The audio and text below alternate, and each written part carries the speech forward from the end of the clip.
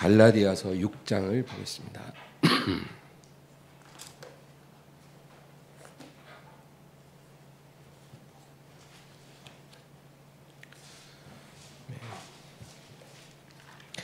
갈라디아서 6장 1절과 2절 말씀을 다 같이 읽겠습니다.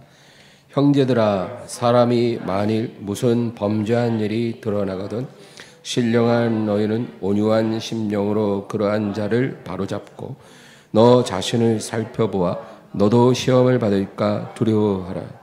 너희가 짐을 서로 지라. 그리하여 그리스도의 법을 성취하라. 아멘. 우리가 이 세상에서 하나님을 섬기며 살아갑니다. 근데 이렇게 복된 믿음의 삶을 살면서 우리가 여러 가지를 느끼고 경험하는데 우리가 피할 수 없는 딜레마를 하나 우리가 갖게 됩니다. 그게 뭐냐면은 우리의 믿음이 점점 자라지 않습니까? 믿음이 자라는 만큼 우리의 인격도 자동적으로 자라리라고 생각을 하는데 그렇지가 않다는 거예요. 믿음은 막 자라고 있는데 우리의 인격은 그만큼 받쳐주지를 못할 때가 있다는 것입니다. 그때 우리는 굉장히 당황하게 됩니다. 어떤 사람이 정말 오랜 세월 주님을 섬겼어요. 열심히 교회를 다니고 또 예배를 많이 드립니다. 또 매일매일 정말 열심을 갖고 기도도 하고 또 성경 말씀도 읽고 그렇게 사는 거예요. 그렇게 해서 시간이 많이 흘렀어요. 그래서 사람들도 칭찬을 해주고 또 내가 봐도 내 믿음이 조금은 자란 게 분명해요. 그래서 내가 많이 변했을 것이다. 내가 많이 이제 성장을 했거니 생각을 했는데 어느 순간 옛사람의 그런 성품들, 옛사람의 어떤 기질들 그런 것이 훅 하고 올라오는 것입니다. 그래서 나도 놀라고 또 주변에서도 놀라고 그리고 굉장히 실망한 그런 일들이 일어날 수 있다는 거죠. 내가 이렇게 신앙생활을 열심히 오래 했으면 내가 예전에 믿기 전에 가졌던 그런 나쁜 성격들은 이제 더 이상 나타나지 말아야 되는데 그렇지가 않다는 것입니다. 어떤 상황에서 옛날의 그런 모습이 다시 또 확 터져 나오는 것을 우리가 보는 것입니다. 그래서 우리가 낙심을 해요. 내가 하나도 변하지 않은 것인가? 내 믿음은 전혀 자라지 않은 것인가? 그렇게 생각이 되는 거죠. 그러나 여러분 믿음이 자란 건 맞아요. 그러나 믿음이 자라는 만큼 우리의 성품과 인격이 같이 자라지 않는 것이 있다는 것입니다. 그래서 하나님께서도 성경을 통해서 우리가 이런 문제를 당했을 때 어떻게 이해해야 될지를 우리에게 말씀을 하시는 것입니다. 성경을 보면 하나님이 특별히 사랑했던 그러한 사람들에게서도 이러한 모습들이 나타난다는 거예요. 대표적으로 모세라는 사람. 이 모세는요, 여러분 보통 사람이 아닙니다. 성경은 이 모세에 대해서 하나님을 대면했던 사람이다. 그렇게 말합니다. 우리는 믿음으로 하나님을 봅니다. 나는 믿음으로 주 얼굴 보리니 막 이러잖아요. 우리 믿음으로 우리는 하나님을 대면하지만 모세는 직접 하나님을 대면했던 사람. 그래서 한 번은 이 모세의 형이었던 아론, 3살 위의 형이 아론이에요. 이 아론과 그 모세의 누나였던 미리암이 모세를 정죄합니다. 여러분 아론과 미리암은 이스라엘의 2번째, 3번째 리더십이에요.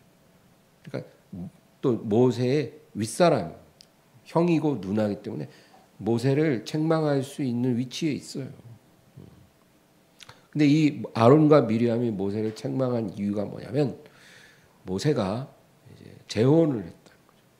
근데 재혼을 했는데 그 첫 번째 부인 십보라를 이제 장인에게 돌려보냈죠. 그래서 이제 오늘날로 얘기하면 이제 이혼한 거예요. 그리고 이제 혼자 지내다가 이제 그의 노년에 재혼을 했어요. 근데 문제는 뭐냐면 이 재혼한 여자가 이스라엘 여자가 아니고 구스 여자였다는 거죠. 아프리카 여자예요. 그러니까 이민족입니다. 이방인을 여자를 아내로 이제 재혼을 한 거예요. 그러니까 다 수근수근해요. 그래 아론과 미리암도 모세를 책망하고 비난합니다. 네가 어떻게 그럴 수 있냐. 근데 모세가 아무 말을 안 하고 이제 있는 거예요. 근데 하나님께서 모세와 아론과 미리암 세 사람을 장막 앞에 나오라는 거예요. 그리고 아론과 미리암을 야단을 치십니다. 그 뭐라 그러시냐면 이스라엘의 선지자가 이제 있다면 내가 꿈으로 말하고 환상으로 말하고 예언으로 말하는데 내 종 모세와는 그렇지 아니하니 내가 그와 직접 대면하여 말한다는 거예요. 그러니까 아론이나 미리암도 선지자입니다. 하나님이 여러 가지 은사를 많이 주시고 말씀하셨지만 모세하고는 그냥 하나님 직접 대면을 시내산에서 대면하고 또 지성소에서 모세를 대면하는데 어찌하여 너희가 내 종 모세 비방하기를 두려워하지 아니하느냐. 하나님이 그렇게 말씀을 하는 거예요. 그러니까 모세는요 보통 사람이 아닌 거예요. 하나님을 대면하고 나오면 모세의 얼굴에서 막 광채가 너무 환하니까 사람들이 모세를 똑바로 못 볼 정도예요. 그래서 수건으로 이렇게 모세를 얼굴을 가릴 정도였다. 그러니까 일반적인 선지자들하고도 차원이 다른 그런 아주 특별한 하나님의 종이에요. 친구를 대면하는 것 같이 하나님이 모세와 대면해서 이야기를 나눴어요. 대단한 사람이잖아요. 근데 이런 모세조차도 자기 안에 있는 그런 분노의 그 감정이 있어요. 모세의 약점이에요. 모세의 옛사람 안에 있는 그 분노라는 그 혈기라는 그 감정을 모세가 다스리지 못했다는 거예요. 그래서 하나님의 명령을 거역하는 실수를 범하고 맙니다. 그래서 성경에 하나님이 이거를 기록한 이유가 있는 거예요. 그러니까 너희도 너무 낙심하지 말라는 거예요. 내가 이렇게 신앙생활을 오래 했는데 내가 너무나 부끄럽다. 아직도 옛사람의 그런 모습이 내게 있구나. 너무 낙심하지 말라는 거예요. 여러분 모세는 40살에 한번 큰 실수를 했어요. 40살에 그가 혈기를 이기지 못해서 사람을 죽입니다.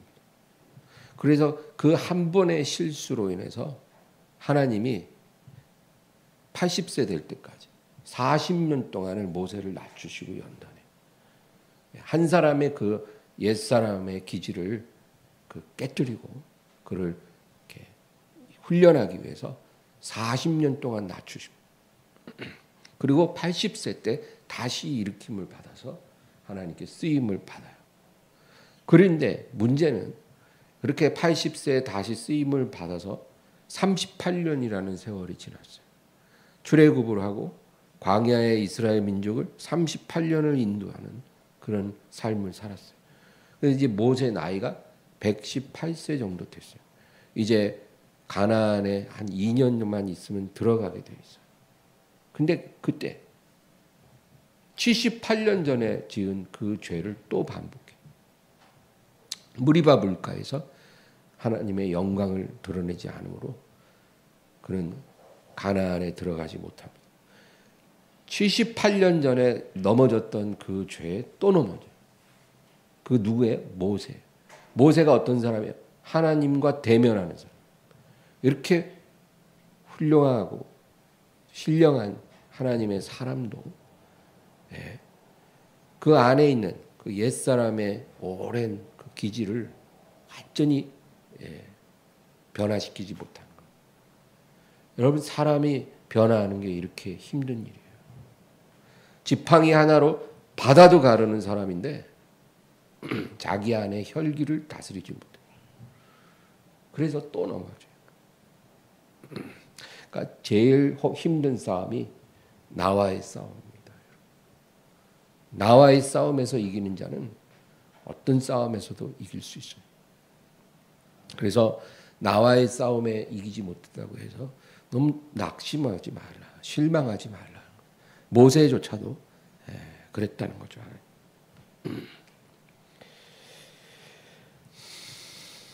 그래서 바울이 뭐라 그랬어요? 바울이 나는 날마다 죽노라. 이게 무슨 말이에요? 날마다 매일매일 자기를 부인하고 자기 육체를 십자가에 못 박아야 한다는 거예요. 매일매일. 그러니까 바울은 나는 날마다 죽는다는 거예요. 바울 사도도 그런 삶을 살았어요. 그런데 그렇게 말씀을 증거하고 하나님의 뜻을 선포하는 바울도요. 정작 자기를 실망시킨 마가를 오랫동안 용서하지 못했어요.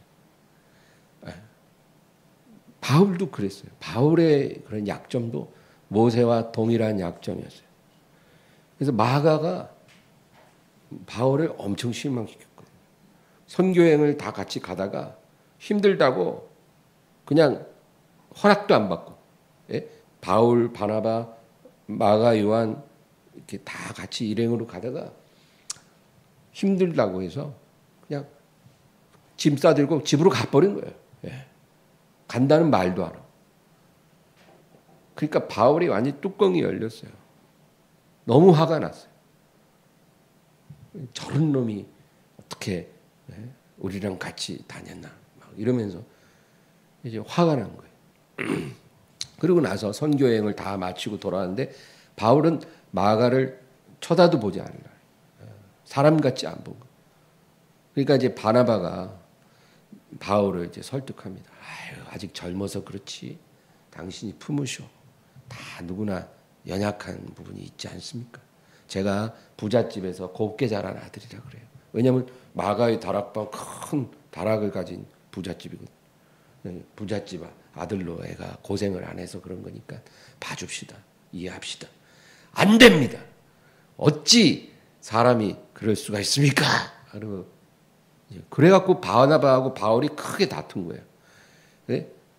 근데 여러분 성경에는 다퉜다는 얘기만 나와요. 근데 그때 바나바가 뭐라 그랬겠어요?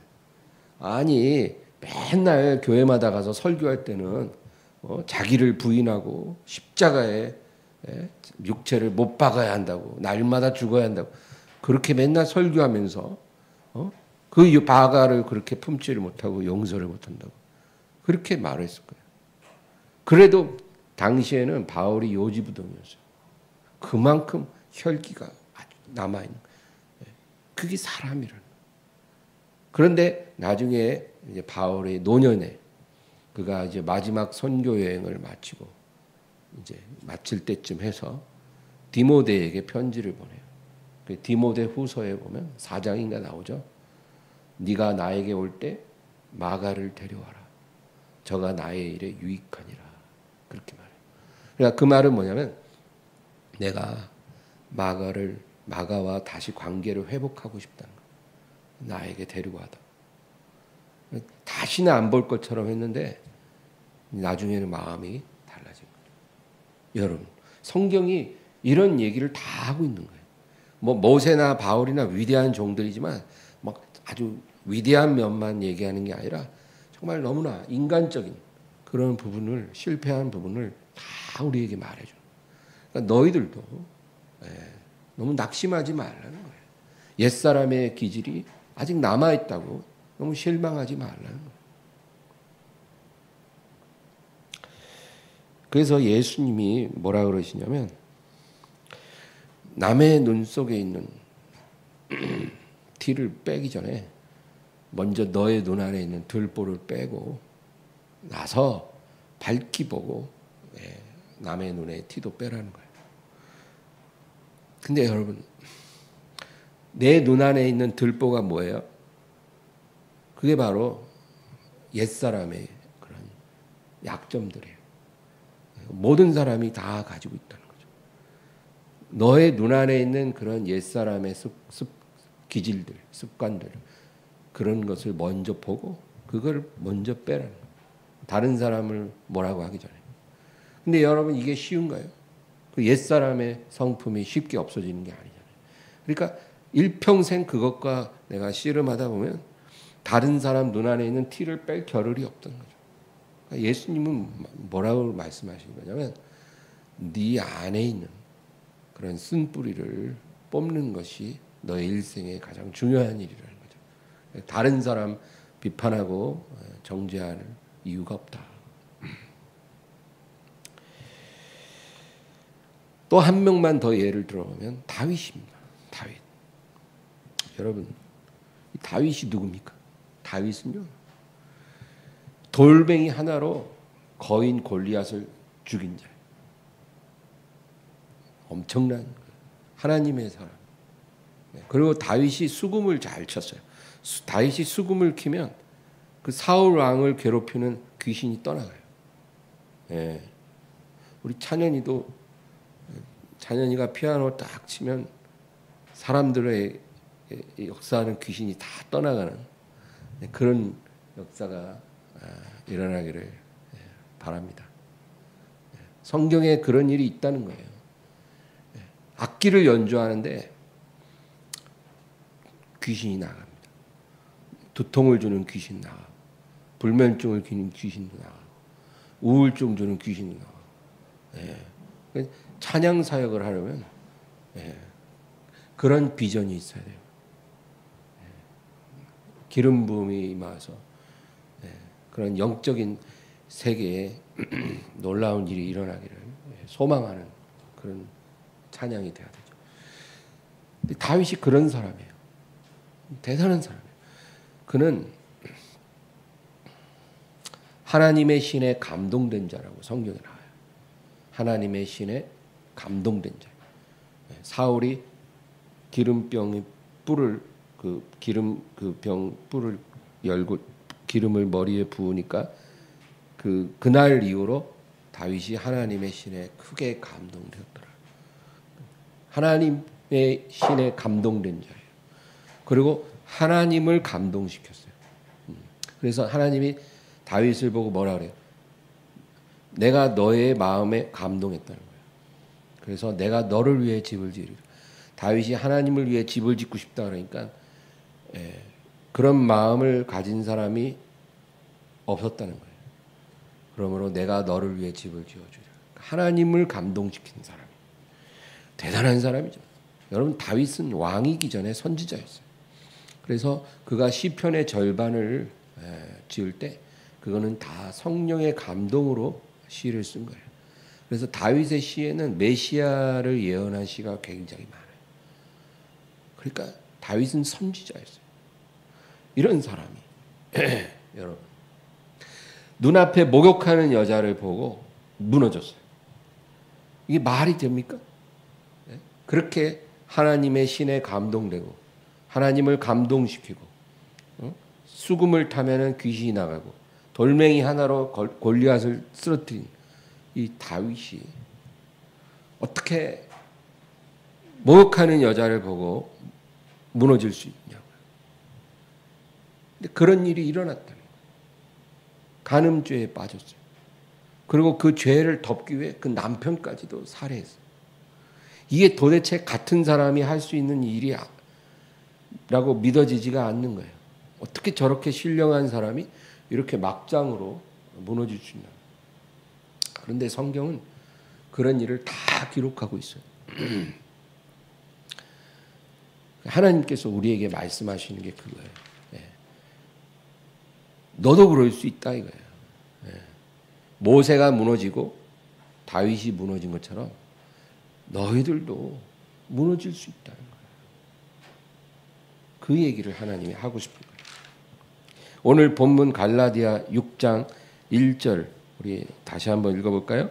형제들아, 사람이 만일 무슨 범죄한 일이 드러나거든 신령한 너희는 온유한 심령으로 그러한 자를 바로잡고 너 자신을 살펴보아 너도 시험을 받을까 두려워하라. 아멘. 여기 보면 사람이 만일 무슨 범죄한 일이 드러나거든, 그렇게 말해요. 그러니까 이 너의 형제가 어떤 범죄한 것이 나타날 때, 여러분, 뭐 우리는 우리 자신도 돌아보지만 또 형제도 돌아보고 살잖아요. 네, 어떤 형제가 어떤 죄를 범하거나 어떤 중대한 이제 실수를 할 수 있는 거예요. 그 옛 사람에 속한 그러한 행동을 누가 할 수 있다는 거죠. 그럴 때 너희가 어떻게 해야 되느냐 그 얘기를 하는 거예요. 첫 번째, 신령한 너희는 온유한 심령으로 그러한 자를 바로잡으라는 거예요. 신령하다 이 말은 하나님의 그 사랑과 긍휼을 알고 있다는 말이에요. 그러니까 우리는 하나님을 알 뿐 아니라 하나님의 그 사랑을 알아요. 사랑을 우리는 경험한 사람들이에요. 그러니까 그 신령한 거예요. 이 지구상의 대부분은 그런 걸 경험한 적이 없거든요. 근데 저와 여러분은 하나님의 사랑을 우리는 경험했어요. 그게 바로 신령하다는 거예요. 하나님이 너희를 얼마나 사랑하고 또 긍휼히 여기시는지를 알고 있기 때문에 온유한 심령으로 긍휼히 여기는 마음을 가지라는 거죠.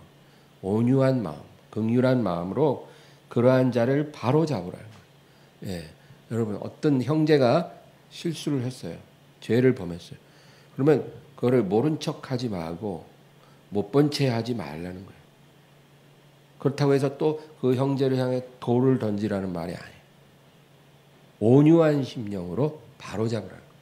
그러니까 그 사람을 불쌍히 여기는 마음으로 권면하고 또 때로는 책망하고 그리고 그 사람을 회개할 수 있도록 이끌어주고, 돌멩이를 집어드는 그런 마음이 아니라 불쌍히 여기는 마음으로 그 사람이 회개할 수 있도록 인도해주고 그리고 그 사람을 격려해주는, 네가 죄를 범하고 실수를 했지만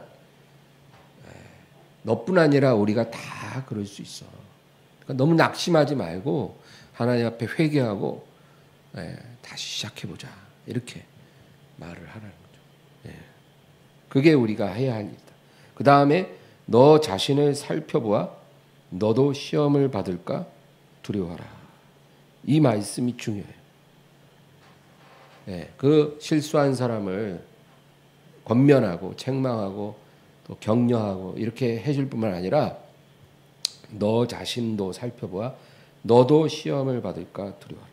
너나 그나 별다르지 않다는 사실을 잊지 말라는 거예요. 그러므로 너 역시 그 사람이 지은 죄와 같은 죄로 같은 실수를 넘어질 수 있다는 거죠. 그거를 기억하고 두려워하라. 그거예요. 어떤 형제가 정욕의 시험에 빠졌어요. 다윗같이. 그러면 그 사람의 죄를 모른 척하지도 말고 또 돌을 던지지도 말고 그 사람을 회개할 수 있도록 도와주고 그 다음에 너도 같은 죄로 넘어질 수 있다는 것을 잊지 마라. 또 어떤 사람이 탐심의 죄에 무너졌다. 돈과 관련해서 죄를 범했다. 그러면 똑같아. 너도 그럴 수 있다는 걸 기억하라. 어떤 사람이 시기, 질투, 미움, 분노에 사로잡혔다면 너 역시 그렇게 될 수 있다는 것을 잊지 마라. 그걸 두려워하라. 그랬거든. 이 두려워하라는 말은 근신하라는 뜻이에요. 근신하라. 여러분, 우리가 성경에서 두려움이라는 단어는 복합적이에요. 하나님을 두려워하는 것은 경외한다는 말을 써요. 같은 의미죠. 근데 죄를 두려워하라는 말도 있어요. 우리가 하나님을 두려워하는 것, 경외하는 것이고 죄를 두려워하는 것은 그게 근신하는 거예요. 그러니까 우리 이 두 가지가 다 필요해요. 경외함도 있어야 되고 근신함도 있어야 돼요. 너도 같은 죄로 넘어질 수 있다는 것을 알고 근신하라는 거예요. 나는 절대로 저런 죄를 짓지 않을 거야. 그렇게 우리가 생각하십니까? 네, 그것이 정말 위험하다는 거예요. 방심하면 안 된다. 근신하라. 정신 차리라. 너 역시 같은 죄로 언제든지 넘어질 수 있다는 거죠.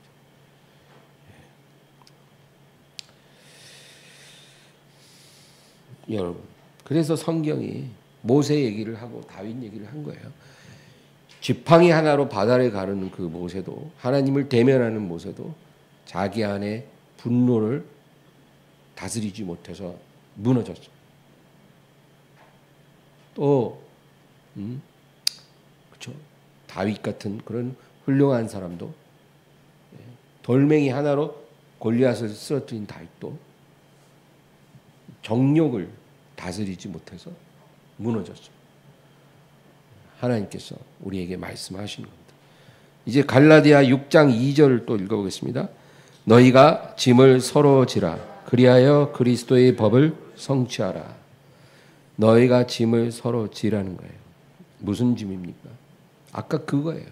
형제가 어떤 옛사람의 그러한 성품을 드러내서 어떤 죄를 범하고 넘어졌을 때 그러한 형제의 죄짐을 너희가 나눠서 지라는 거예요. 못 본 채도 하지 말고,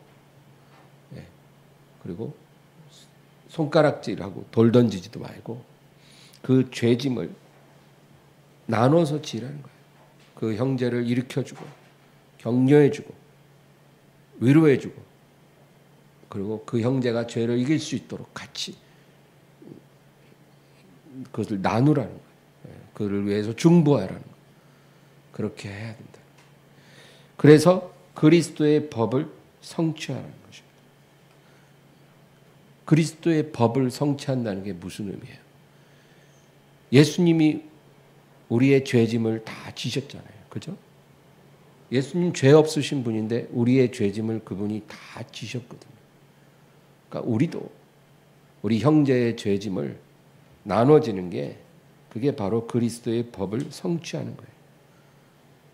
우리 교회 안에서 그런 일이 있어야 한다는 것입니다. 연약한 형제가 죄로 넘어졌으면 그 죄짐을 나눠짐으로 그리스도의 법을 성취하고, 또 그 사람이 넘어진 그 죄가 나로 넘어뜨릴 수 있다는 걸 기억하고 근신하며 조심하라. 그 얘기입니다. 여러분, 오늘 이 말씀을 기억하면서 우리 하나님을 두려워하게 하시고 또 죄에 대한 두려움도 갖게 하소서. 경외하며 근신하는 마음으로 우리가 살아갈 수 있게 하옵소서. 나뿐 아니라 넘어진 자를 불쌍히 여기는 마음을 주시고, 그래서 우리가 그리스도의 법을 성취할 수 있게 하옵소서. 이 믿음으로 오늘도 기도하기를 바랍니다. 하나님 아버지, 오늘도 주님을 의지합니다. 주님 도와주시고 역사해 주시옵소서. 하나님 아버지요, 주님, 사람은 언제든지 죄로 인해서 무너질 수 있다는 것을 잊지 말게 하시고, 모세가 넘어지고 다윗이 넘어진 것처럼 우리도 근신하지 않으면 언제든지 넘어질 수 있음을 깨닫고 도우시는 하나님의 긍휼을 구하며, 아버지 하나님, 날마다 우리의 육신을 십자가에 못 박으며 나아갈 수 있도록 도와주시옵소서. 예수님의 이름으로 기도합니다. 아멘.